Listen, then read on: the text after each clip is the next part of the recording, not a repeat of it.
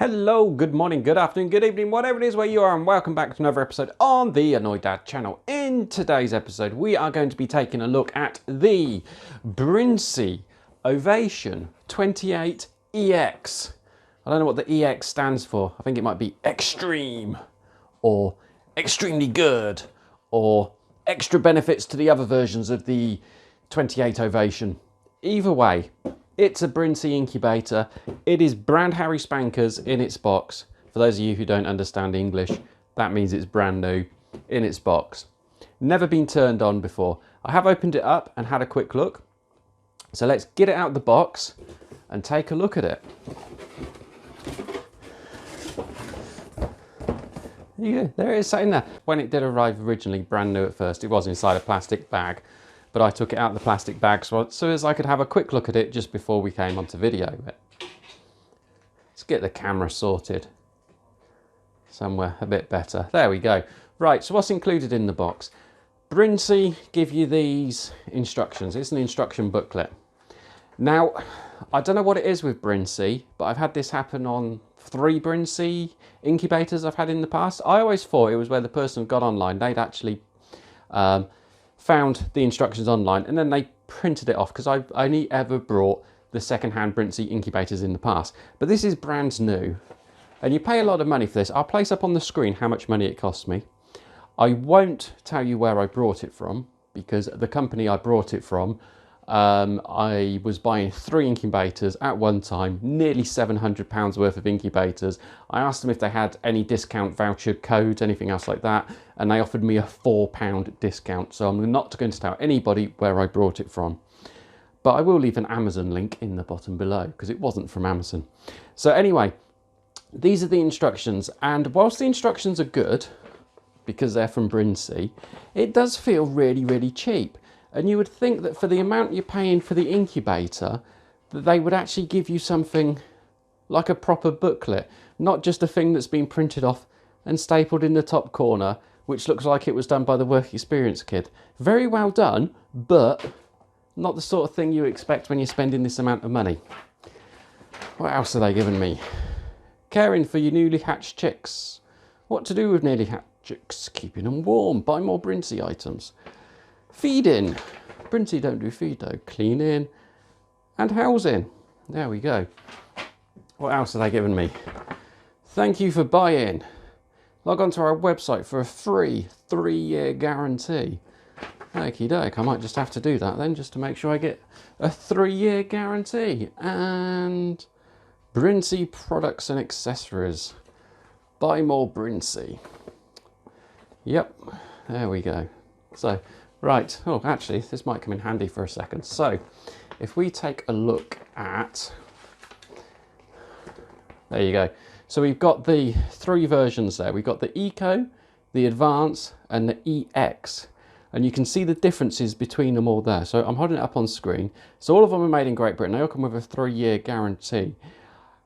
Easy water top up with level indicator. This hasn't got it because it's got a built-in humidity pump. Programmable turning intervals. There you go. Integral automatic humidity control. I am reading from the bottom up if you're getting a bit confused. Display of humidity. Yep, that comes up on the screen, or at least it ought to. Room temperature alarm is on all of them. Incubator temperature alarm is on all of them. Periodic egg cooling, that's available. Automatic egg cooling is on all of them. You can display it in English or American. Fan assisted airflow. External water top up. Yep, because you need a bottle. Biomaster antimicrobial plastics. Yep, and high quality, high visibility cabinet. Okay, so there we go. So now you know the differences between the 3 different types. This is the top of the range one because it's got the pump on the side of it to do the humidity. But anyway, I'm getting ahead of ourselves. Let's crack on, let's open it up. So that is the lid. And one of the first things I spotted on the lid that you don't see on the Chinese versions of things, the Genols and the other stuff like that, is it's actually a double skinned lid.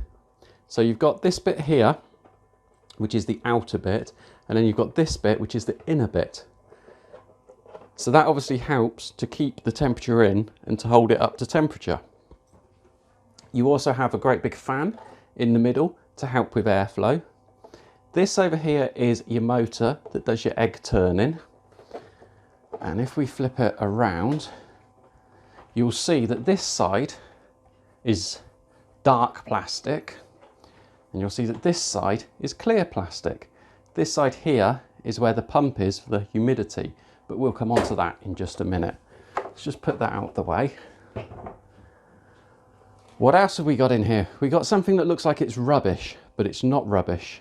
This is for the water to drip onto and then evaporate off of to do the humidity for you. So don't chuck that away thinking, oh, that's just a bit of packaging rubbish they've put in there. That does actually have a purpose. We've then got some tubing. I'm just going to put my mobile phone onto silent so as we don't get interrupted by it all the time. We have got a fancy piece of cardboard. It's rubbish. Another fancy piece of cardboard. I suppose you could have the kids and do like a stencil of that and do like a city scene or something. But it's rubbish, it's packaging. We've got the egg cradles, which are these. Let me take off that. And then we'll do that. And there we go. So this is an egg cradle. These can hold chicken eggs, quail eggs, pheasant eggs, other eggs like that. They can't hold goose eggs. And you can do the quail eggs either in a line of one, or you can do them as like a double two-lined thingy. So they're quite good, and there are 4 of them. And what I will just point out quickly, let's angle you down so as you can see. Where I pointed out the motor in the top bit for turning your eggs, if I just place these back in, and put that one there back in. What the motor does is it goes over onto this piece here, and it just basically works it away and then forward. So it just does that the whole time with your eggs. Obviously not as fast as this, but slower. And it just gently turns your eggs. So if we take these all out,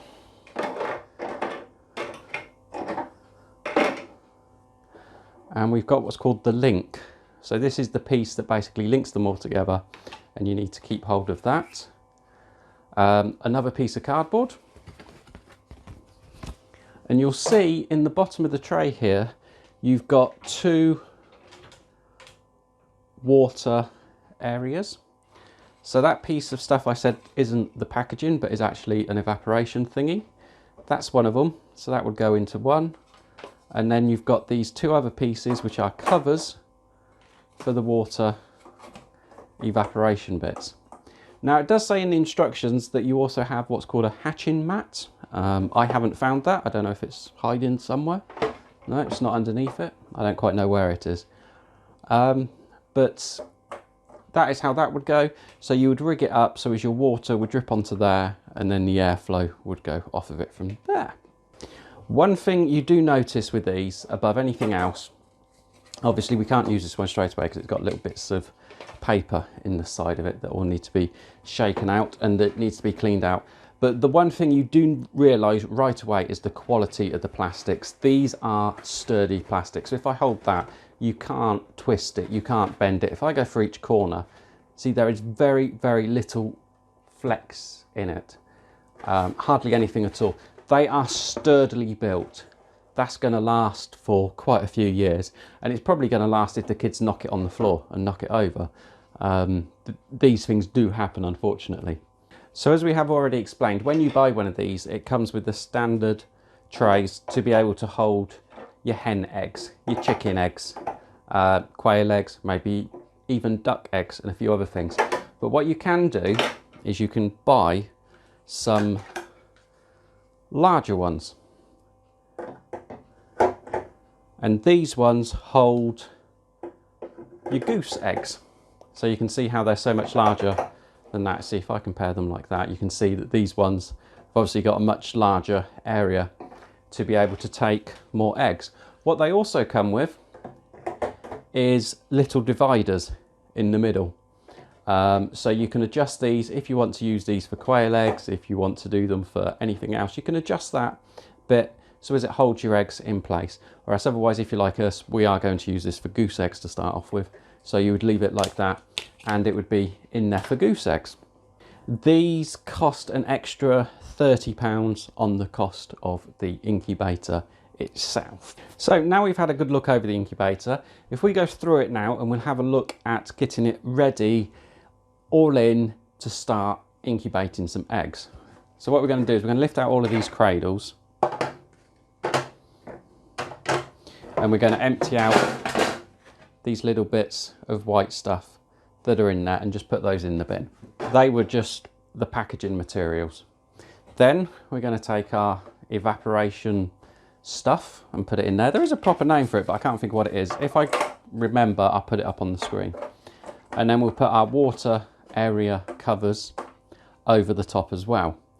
Now, as I said, we're going to be using this for goose eggs. Oh, I will just point out, if you are going to fill this with water at any point, there isn't actually any need to, because this one's got the pump on it.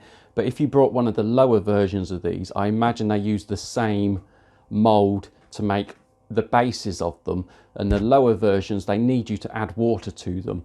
And you'll be able to see it's got there, it says, just in there, hopefully you can see it, it says max. So that would be the maximum level you would fill the water up to, meaning that you would fill this little compartment full of water for day 18. And if you go up to the maximum level, you then won't flood out the whole of the bottom area of it. So we will be using ours for geese eggs. The main reason we'll be using this for geese eggs this year is because we're able to control the humidity in it. Well, we'll start off using this one, but we'll probably go over to our other one as well. And getting it all rigged up is quite simple. Once it's in there, I've done this wrong. Let's lift out the cradles again. You need the link piece to go in there to be able to turn them. And you will see each of the cradles has got 2 pins on the end.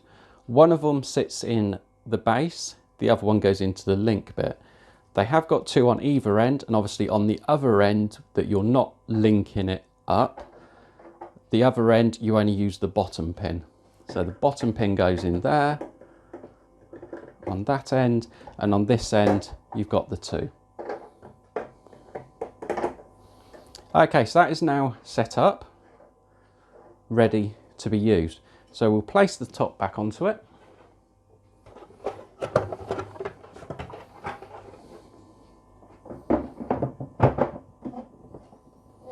Just like so. Now I've just done that thing where I've hit the realization that I haven't seen the power lead yet. We didn't bring it out as we were going through stuff, so I'm going to have a dig through the box, I think.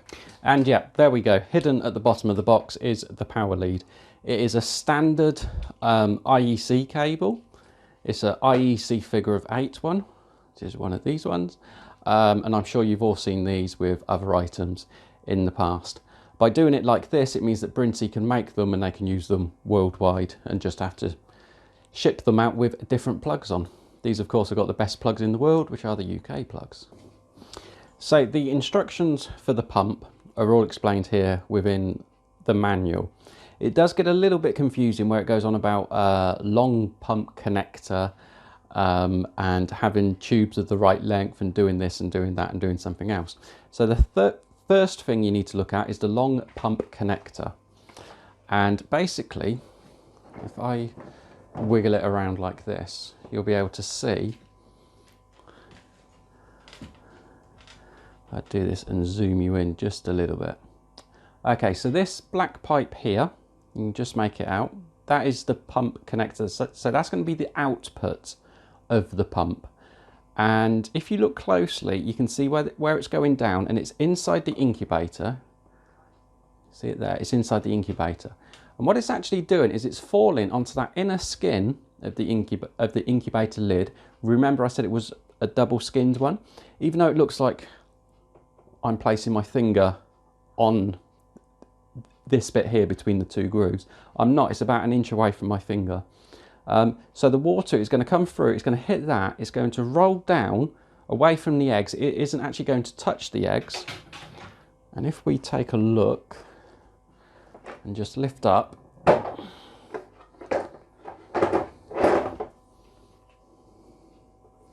so there we go. So just here is where the water is going to roll down, and that's going to be inside. It's just going to avoid the eggs themselves. So the water is going to drip down and it's going to land into this area here. If we lift out our cradle, we can see that area there will then allow the water to go down and into that area. So what I've actually done is I've actually put my evaporation block into the wrong one.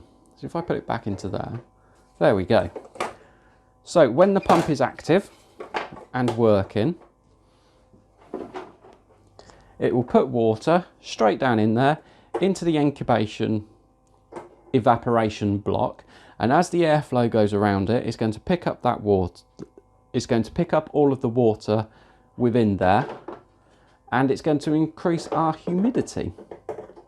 Right, for this part of the setup, we're going to need a screwdriver. It is just a Phillips head screwdriver, just to undo that one screw there, so as we can get in there and we can have a look. With the screw undone, that part just lifts away. And we are now left with a piece that is called the short pump connector, which is basically this piece here. This piece can be changed, and you would have seen that there was the diagram within the instructions that gives you the length to cut it to. So if you was going to replace it, you would cut it to length and you would connect one end onto this piece that's going out and into the incubator that we've just looked at. The other end then goes onto this tiny little piece, which is going to act as the joint between the pump and your water source, which is basically going to be like a bottle or something else like that. But to enable it to be able to pump, what happens is when it pumps is this piece here turns around. This piece with the two white bits that then comes onto a black bit, that turns around and that helps to pump water through.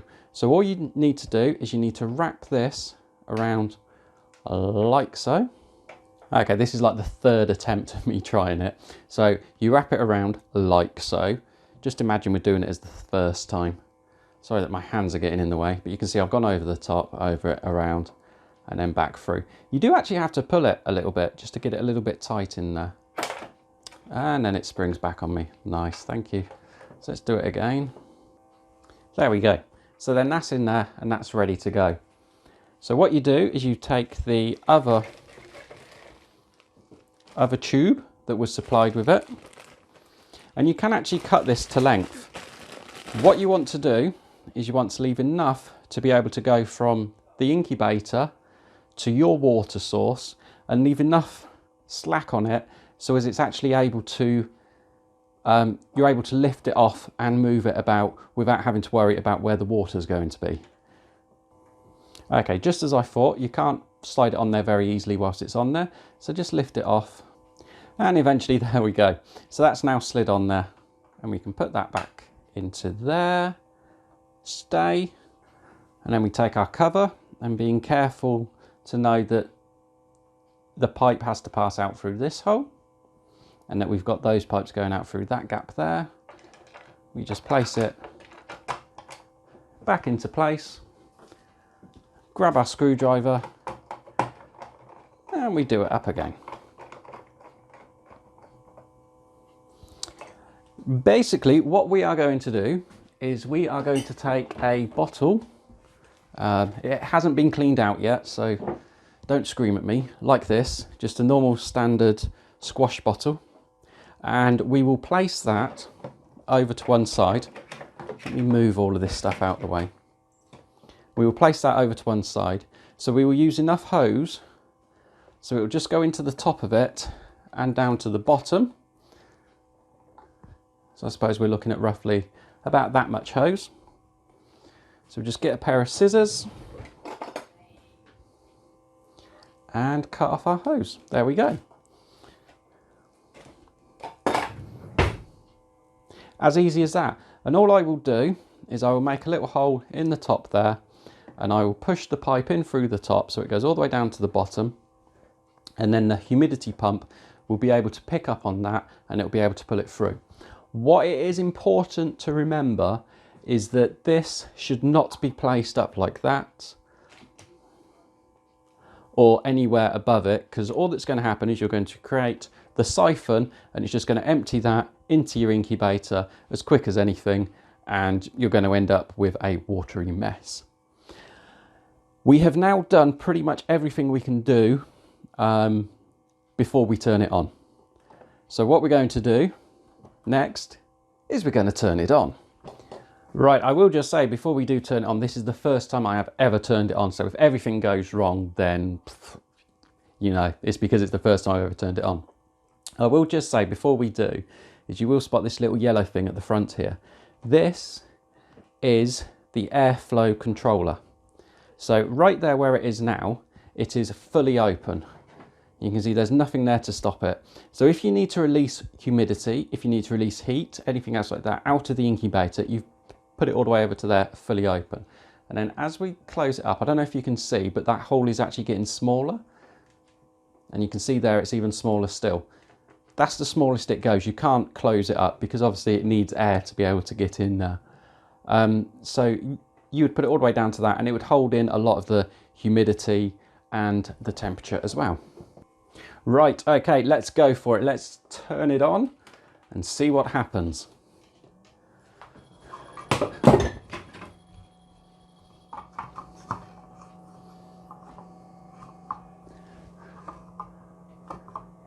Okay, so what happened there is I turned it on and I destroyed my kitchen at the same point. What you can see there straight away is you have got T star 23.3 C. So that is, the temperature is 23.5 now degrees C. The star means that it is working and it is working to bring it up to temperature. H is humidity. That is the live humidity as it is within there right now. P flashing away is because they obviously done a test on it at the factory and then they turned the power off. Now I've turned the power back on, so there's been a power cut, which is why the P is there. And the rolling line that you can see in the bottom right hand corner means that the turn-in is activated.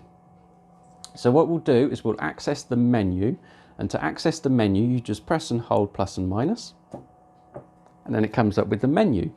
So you've got the options with the menu. You can press plus and just skip through it, or minus and go backwards through it, or you can press OK to enter each one of these steps. It is the standard Brinsea menu. So temperature 37.5. OK, we'll just keep on pressing OK. Relative humidity, let's enter that. How humid do we want it to be within that? And you can see it's got EX only, but this is obviously the EX one. Now, because we're going to use this for geese, we don't want the relative humidity to be at 20%. We want it to be at 50%. So let's just increase that up. 50%. Okay. T mode. Mode on or off. So this is your turn-in mode. Do we want it to be turn-in? We do indeed, so we've got it on. Turn-in interval. How often do we want it to turn? So it's currently set to every 45 minutes, which is more than enough turn-in.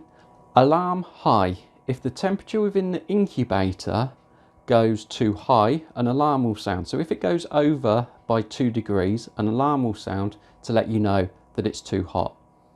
You can obviously change and adjust that. An alarm low, exactly the same, it will go for low. Cooling. Do you want it to turn off each day for a certain number of minutes or not? So I've got it off because I don't use that. I know that there are some people who like to have it so as it turns off for like half an hour each day, and it just does that little bit of a cool down, like as if a hen in the wild has stood up and gone off and had a stroll about, and then she comes back and she sits on them. Most embryos are able to handle that without too much of an issue. It's just there as a feature if you want it. I don't use it yet. C or F, do you want it to be done in the Fahrenheit or the Celsius?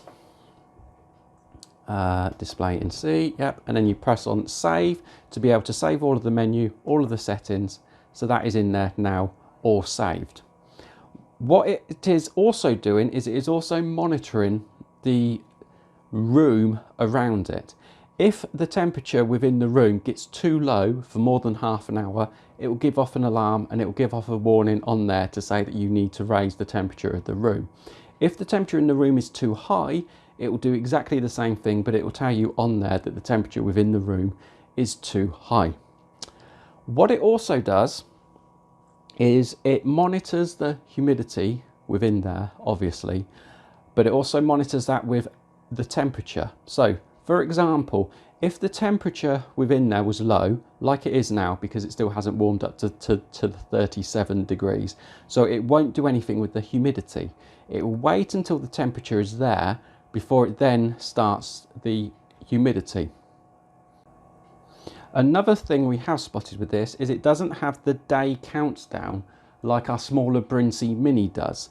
That you're able to tell how many days and it will do the countdown for you, but this does humidity, which is more of a bonus than that. Now, as I said, this is the first time we've ever turned it on, the first time we've got it going. So what I'm going to do now is I'm going to clean out that bottle, I'm going to make a hole in the top, I'm going to put some water in it, and I'm just going to push the incubator to the back, and I'm going to leave it to run for 24 hours and just monitor it and just see what happens and what goes on with it and go from there. Typically, with our incubator review videos, what we do is we will review them and then we tend to put eggs in them and we go all the way through the hatching process and we see it all the way through to the end. What we are doing with this one though is slightly different in that we are going to load it up with some goose eggs. The goose eggs we are then going to try to hatch out, and it's just going to take too long to be able to use this to go all the way through with everything like that. And we are aiming to use it on like a rotational basis and lift out the goose eggs that are going to hatch and place them into one of our hatchers, and then just be able to keep on using this all the way through. Because of that, I will say, if you subscribe, we are going to be keeping this one. This is going to become one of our main incubators. We are going to keep on using it. So if you subscribe, you will be able to see videos later this year where we are using it for hens. Hopefully we'll be using it for quail's eggs and duck eggs and a few other bits and pieces. It is now the middle of February and I don't plan on turning this off again until the end of October. So we are going to have loads coming up with this on our channel, so as you will be able to see us using it and get our views and opinions of it, because it is quite an expensive piece of kit. It's a big investment to make. So yeah, we are up till now really pleased with it. I'm happy with it, it's working, it's got all the features I want on it, and it seems to be well. Right, I've just spotted that there are two things on this that I don't like that I wish it did have, but they're not things that are going to make me want to chuck it away, but they are things that make me think that they could be slightly better. So Brinsea, if you're watching this, here we go. You will spot on the side here, it's got handles. It's got a handle this side, and it's got a handle on the other side here as well. When you go to lift it up, these handles, if you lift it up by the handles, they only lift up the lid. They don't lift up the base as well. So now there might be a time, even whilst you are doing the incubation, where you want to move the whole incubator, and rather than trying to mess around with smooth plastic, it would be nice if there was just like half a handle underneath, half a tab, so as if you were going to lift it up, you've got the choice. You can either lift up just the lid, or you can hold down that tab as well and you can lift up the whole thing. That's all it takes, is just a little bit of extra plastic just out on the side. I know it isn't going to happen on these because that would mean having to redo all of the moulds and everything else like that, and it would be a massive investment for Brinsea. The other thing I don't like is, you'll see I've now got it tuned in with the water ready to go, but I have to wait for the pump to kick in. Oh, actually the pump's just kicked in.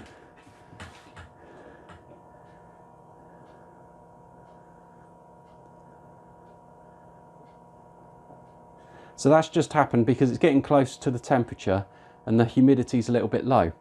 But what I would like is like the Archon ones do, where you're able to press two of the buttons and it will start the pump, or you're able to go into like a menu thing and it will start the pump for you. There is the option, of course, to be able to turn the eggs, and you can see it's there because it's the egg turning. You just press OK and minus, and you can see the egg thingies turning away.